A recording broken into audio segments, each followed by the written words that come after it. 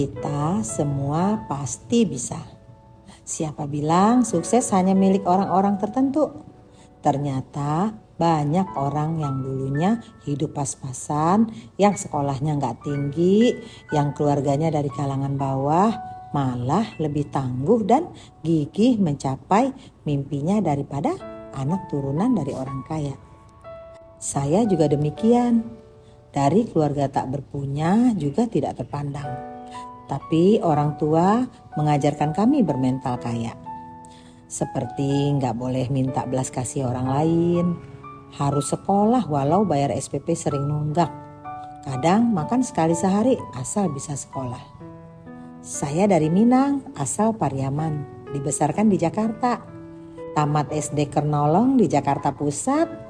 Sekolah perawat di Rumah Sakit Islam Jakarta Cempaka Putih dan sekolah bidan di Tanjung Pinang serta di Pekanbaru. Siapa nih yang pernah satu sekolah dengan saya? Kami yatim sejak saya balita.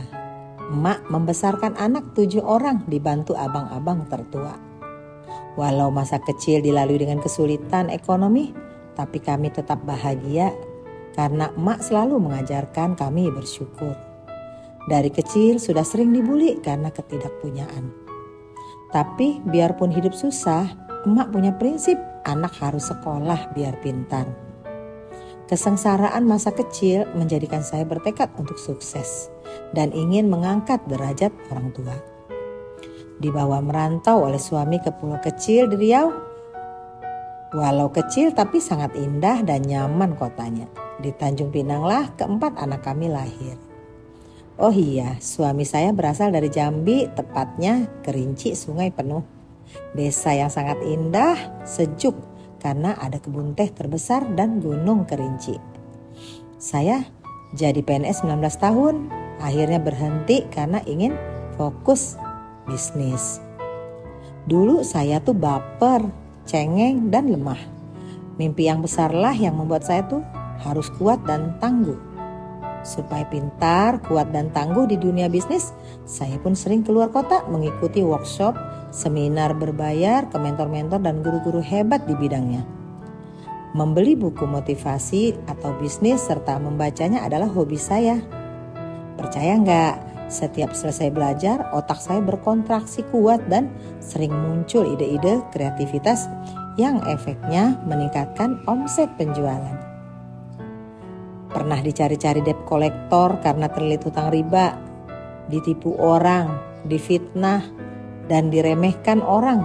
Sepertinya sih sengaja didatangkan Allah agar saya kuat menghadapinya untuk bisa naik kelas. Memang sih awalnya down dan rasa gak kuat, tapi saya terus berusaha tidak menyerah dengan keadaan.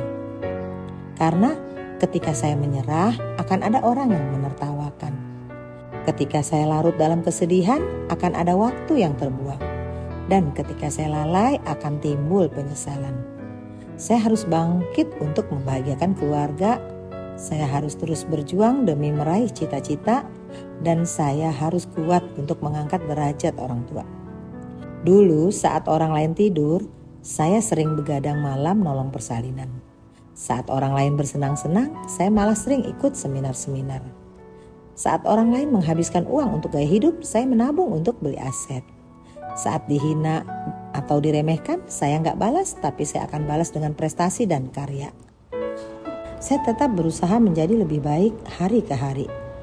Belajar memaafkan setiap ada orang yang menyakiti, dan belajar terus untuk menjadi pribadi yang lebih baik.